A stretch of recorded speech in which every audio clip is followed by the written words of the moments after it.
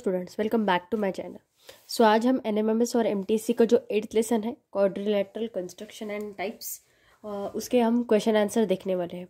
But ये देखने के पहले, जैसे मैं आपको हमेशा बोलती हूँ कि आपको कुछ वीडियो देखने होते हैं सो दैट आपके कंसेप्ट क्लियर हो जाएंगे, क्योंकि एनएमएमएस एमटीएससी में कैसे हमें ऑब्जेक्टिव क्वेश्चन आंसर दिए होते हैं, हमें कुछ कंसेप्ट डिटेल में समझाया नहीं होता है। तो इसके जो क्वेश्चन आंसर होते हैं वो आपके प्रैक्टिस सेट के ऊपर डिपेंड होते हैं। इसलिए मैं आपको हमेशा ये वीडियो देखने के पहले वो वीडियो देखने का सजेस्ट करती हूँ, क्योंकि अगर आप आपको वो वीडियो समझ गए, कंसेप्ट आपको अगर समझ गए, तो आपको ये क्वेश्चन सॉल्व करने में काफ़ी आसानी होगी। इसलिए मैं आपको सजेस्ट करती हूँ। सो आपको क्या क्या करना है, प्रैक्टिस सेट 8.1 नाम का मेरे चैनल पे एक वीडियो है जिसमें ऐसा दिया है question number 1 and question number 2। ऐसा एक वीडियो आपको मिल जाएगा प्ले लिस्ट में चैप्टर 8 की, तो वो वीडियो आपको देखना है। उसमें मैंने क्वाड्रिलेटरल्स कैसे कैसे हम कंस्ट्रक्ट कर सकते हैं उसके बारे में डिटेल में एक्सप्लेन किया है, क्योंकि वो जो 4 टाइप एक्सप्लेन किए हैं मैंने, उसके ऊपर के क्वेश्चंस यहाँ पे एनएमएमएस में है आपको, इसलिए आपको पता होना चाहिए वो कंसेप्ट। देन दूसरा वीडियो आपको देखना है detail explanation of property and difference of square, rectangle and rhombus.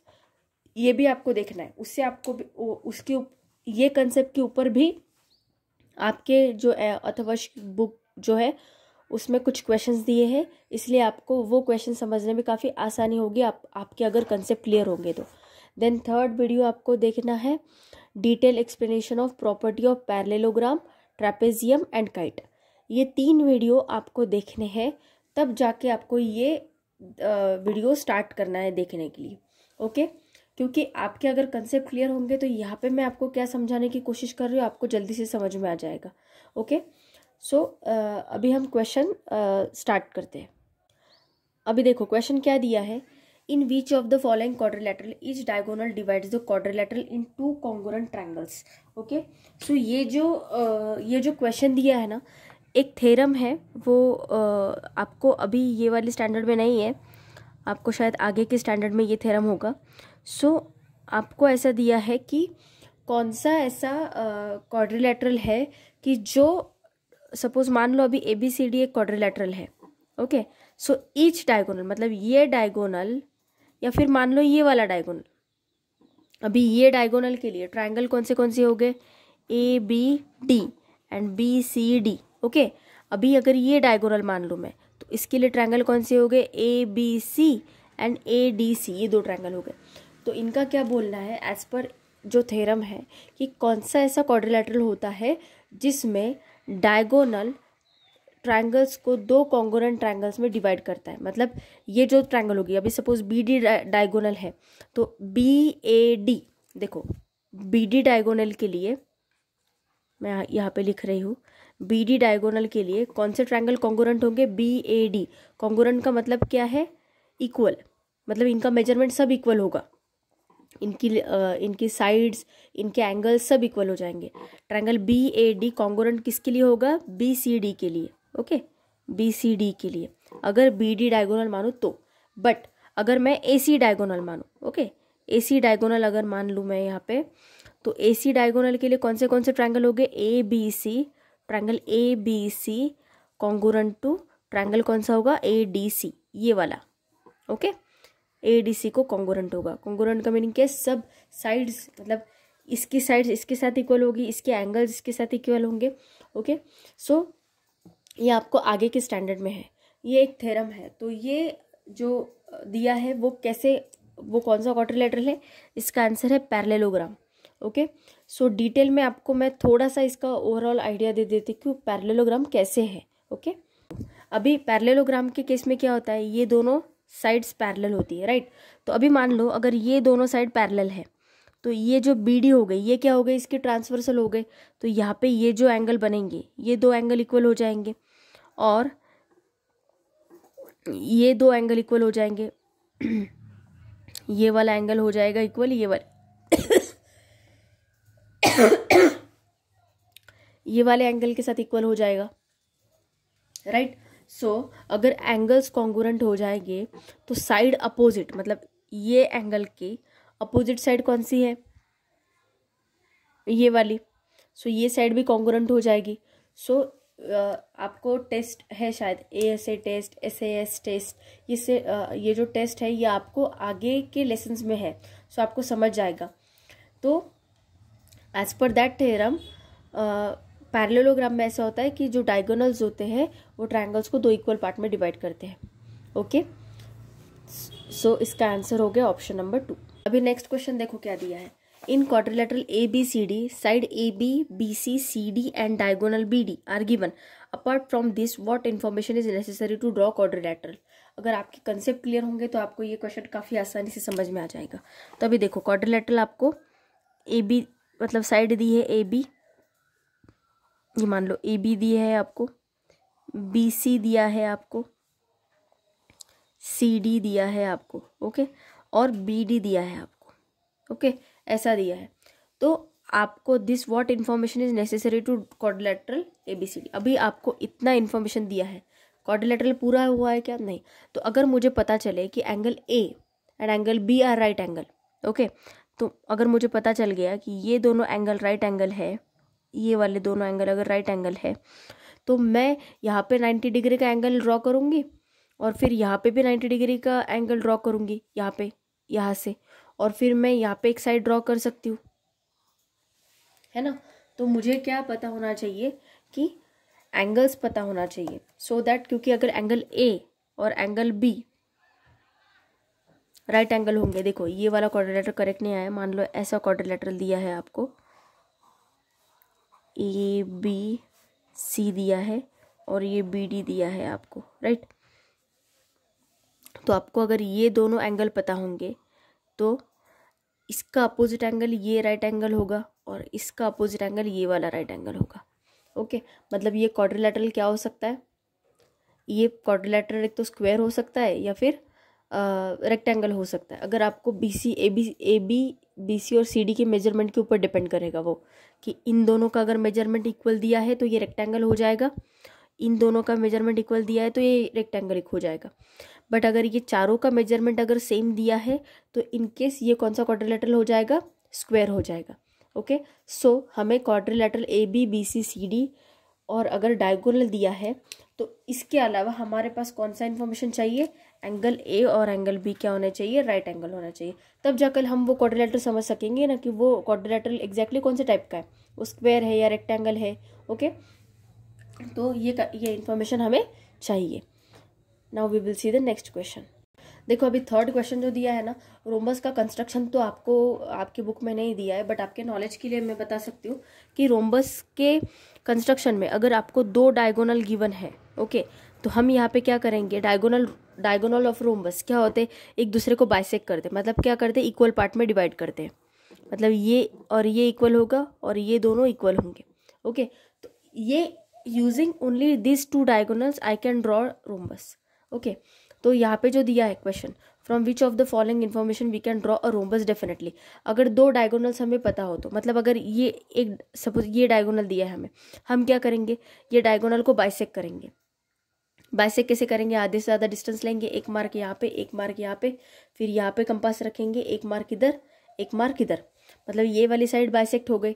फिर हम क्या करेंगे, जो दूसरा मेजरमेंट दिया होगा, मतलब अगर मान लो यहाँ पे ये 6 सेंटीमीटर का आपको दिया है, ये वाला AB, ओके, और ये CD आपको दिया है 7 सेंटीमीटर का, तो मैं क्या करूँगी, पहले AB साइड को बाइसेक्ट करूँगी।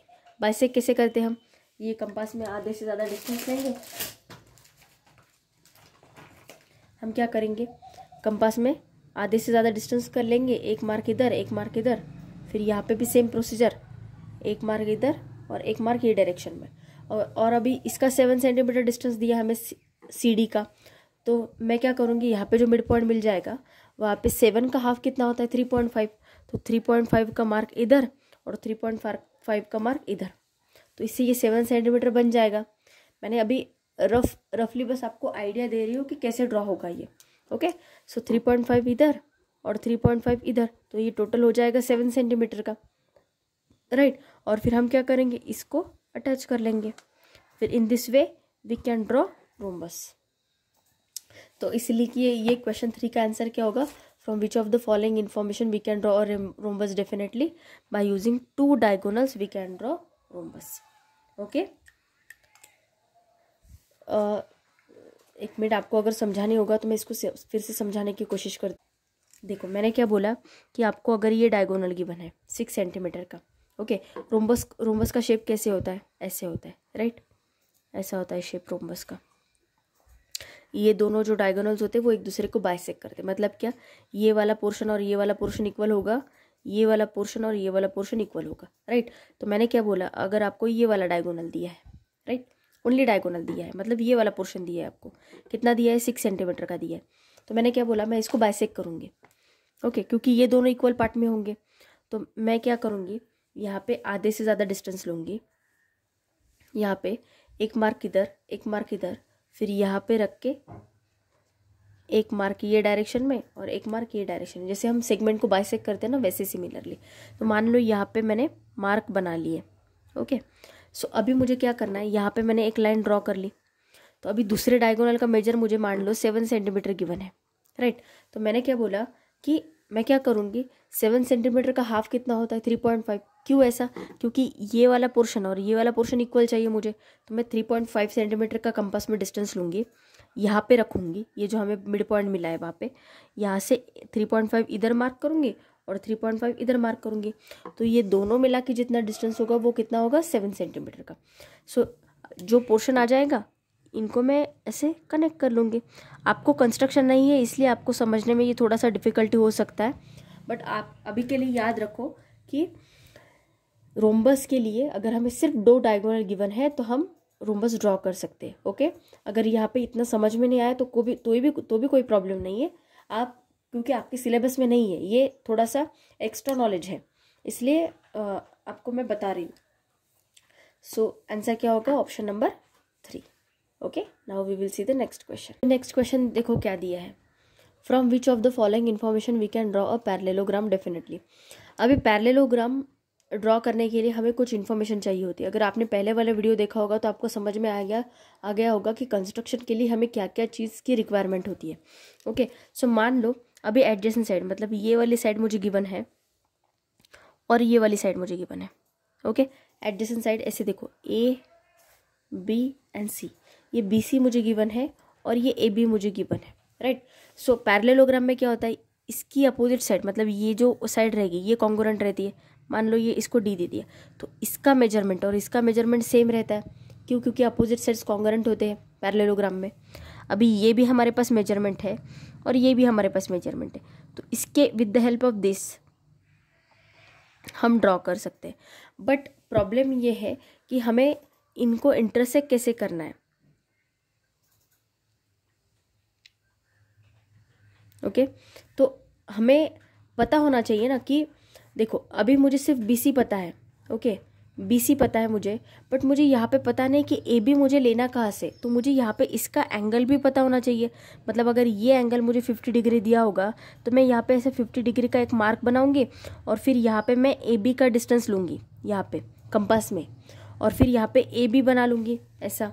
अगर 50 डिग्री का मुझे मार्क दिया होगा, राइट, 50 डिग्री का एंगल बना लूँगी, फिर यहाँ पे AB का जितना भी डिस्टेंस दिया होगा उतना मार्क बना लूँगी, और BC का डिस्टेंस और इसकी अपोजिट साइड सेम रहेगी, और ये एंगल और ये वाला एंगल सेम रहेगा क्योंकि अपोजिट एंगल्स कॉन्ग्रुएंट रहते हैं।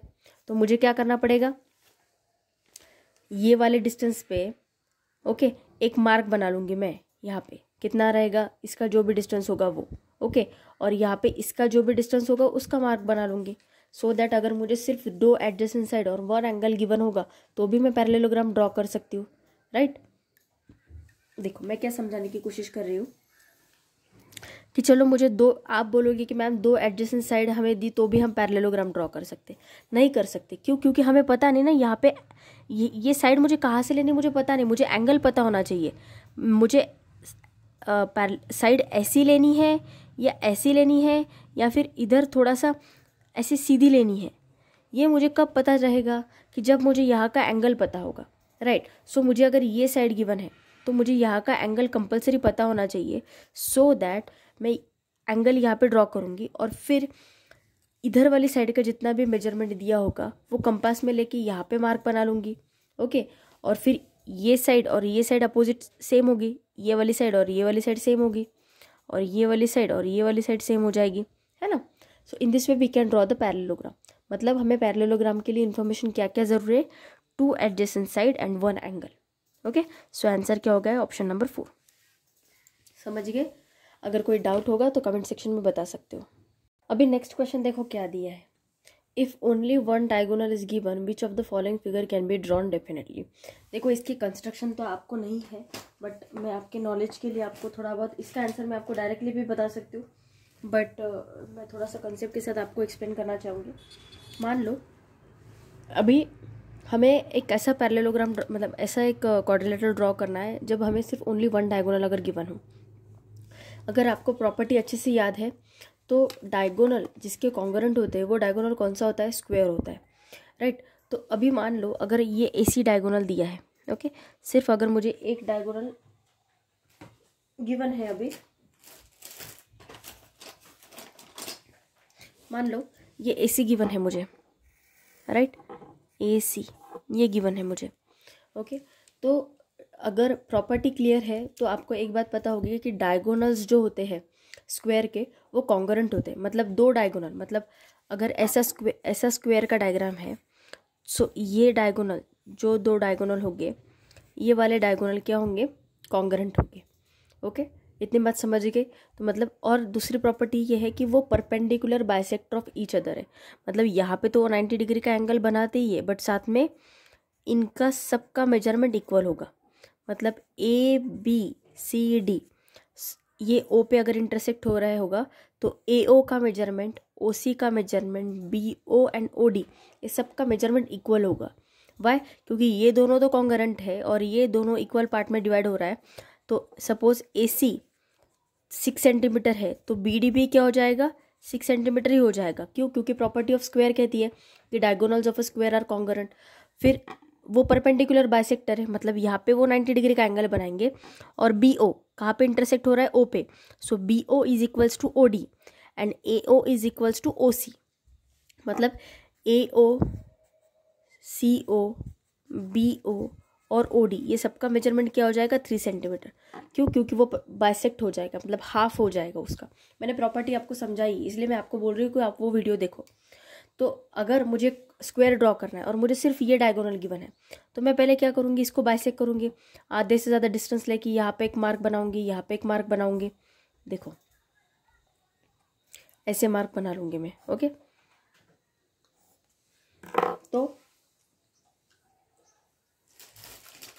देखो ये सब कंस्ट्रक्शन आपके सिलेबस में नहीं है, बट ये आ कैसा रहा है आंसर, मैं आपको वो बताने की कोशिश कर रही हूँ।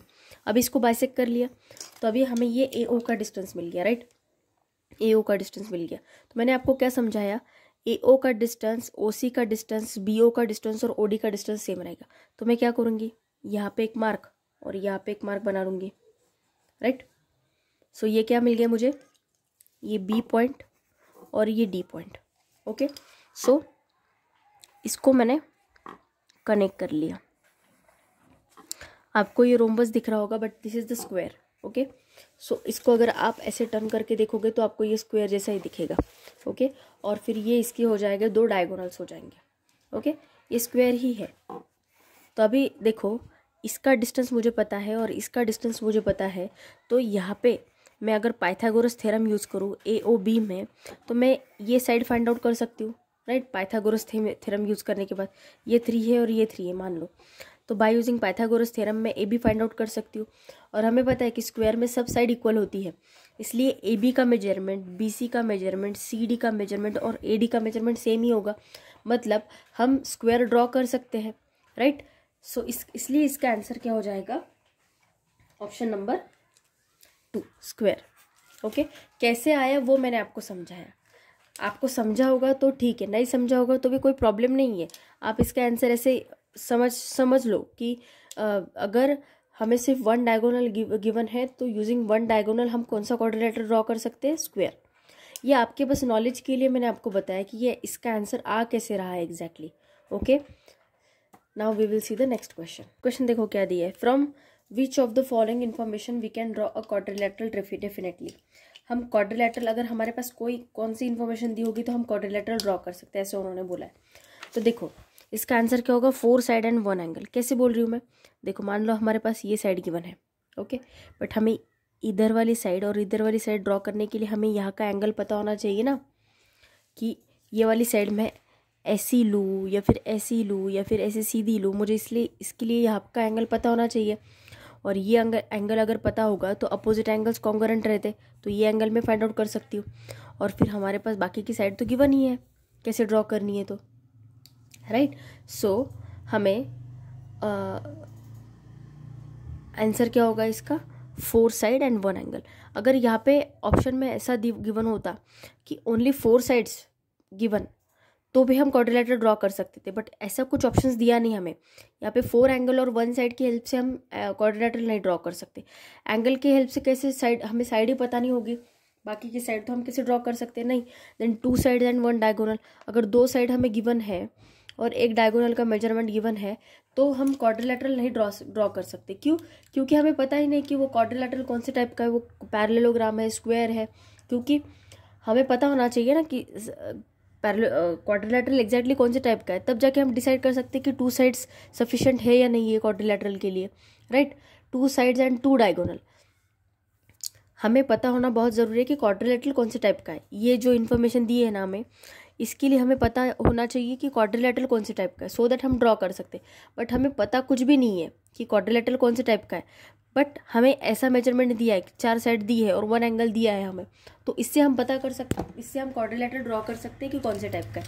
क्योंकि 4 साइड के मेजरमेंट से यहाँ पे सपोज एंगल दिया है आपको 50 डिग्री, तो यहाँ पे मैं 50 डिग्री का एक एंगल बनाऊंगी, फिर ये पहले BC ड्रॉ कर लूँगी, और फिर AB के मेजर के लिए जितना मेजरमेंट दिया होगा कंपास में उतना मार्क रख के यहाँ पे एक बना लूँगी मार्क यहाँ पे, और फिर ये इसका मेजरमेंट जितना दिया होगा, इसका मेजरमेंट 5 दिया होगा, तो 5 सेंटीमीटर का यहाँ पे मार्क बना लूँगी ऐसे। और इसका अगर 2 सेंटीमीटर दिया होगा तो यहाँ पे 2 सेंटीमीटर का मार्क बना के ऐसा क्रॉस करके हम क्वाड्रिलेटरल ड्रॉ कर सकते हैं, राइट। मतलब पर हमें ये एंगल पता होना ज़रूरी है, इसलिए 4 साइड्स एंड 1 एंगल कंपलसरी चाहिए। अगर ऑप्शन में ऐसा नहीं होता, 1 एंगल नहीं गिवन होता और सिर्फ 4 साइड्स गिवन होता, तो भी हमारा आंसर करेक्ट होता था, ओके। यहाँ पे आंसर कौन सा हो जाएगा, 4 sides and 1 angle. Now we will see the next question. यहाँ पे 50 डिग्री का एंगल ये साइड में नहीं जाएगा, सॉरी, इसको 150 मान लो। ये 150 डिग्री का अगर एंगल दिया है हमें, तो क्योंकि ये ऑब्ट्यूस एंगल है ना, तो ये ऐसे जाएगा। 50 डिग्री का एंगल इधर आता था, ये वाली साइड में ऐसा ऐसा आता था, मैंने गलती से वो इधर दिखा दिया, तो मान लो आप यहाँ पे 150 डिग्री का एंगल दिए, okay. Now we will see the, अभी ये क्वेश्चन देखो क्या दिया है। Measures of 4 angles of a quadrilateral are given, x, 2x, 3x and 4x respectively, then find the value of x। तो क्वाड्रिलेटरल की एक प्रॉपर्टी है कि क्वाड्रिलेटरल, सपोज मान लो ये ऐसा एक क्वाड्रिलेटरल है, तो इसके ये जो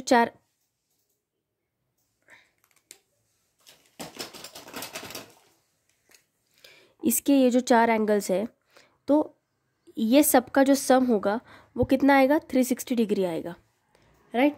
सो यहाँ पे क्या आएगा, x plus 2x plus 3x plus 4x,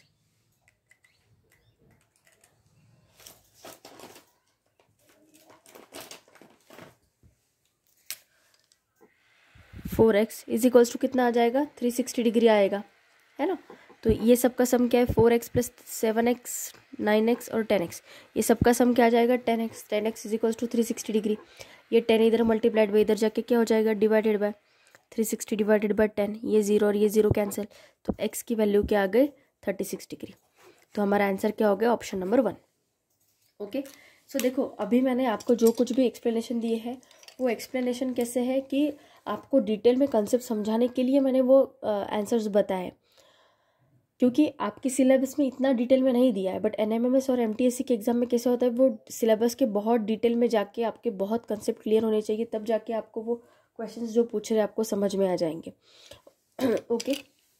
सो मैंने आपको समझाने की कोशिश की है कि ये सब जो क्वेश्चंस है, कि इसका आंसर ये ऐसा एंगल क्यों बोल रहे हैं, मतलब इसका ऑप्शन ये वाला क्यों बोल रहे हैं, ये वाला आंसर क्यों बोल रहे हैं, कि हम ड्रॉ कैसे कर सकते हैं, उसका वो कैसे कर सकते हैं, उसके बारे में मैंने आपको समझाने की कोशिश की है, ओके। अगर आपको कोई भी डाउट होगा तो मुझे कमेंट सेक्शन में बताओ, मैं आपके डाउट ज़रूर क्लियर करूँगी, ओके। अगर आज का वीडियो अच्छा लगा होगा तो वीडियो को लाइक कीजिए। कोई डाउट होगा तो प्लीज़ कमेंट सेक्शन में बताइए। और आप मेरे चैनल पे आज अगर पहली बार विजिट कर रहे हैं तो प्लीज़ चैनल को सब्सक्राइब कीजिए और फ्रेंड्स के साथ वीडियो को ज़्यादा से ज़्यादा शेयर कीजिए। Thank you so much.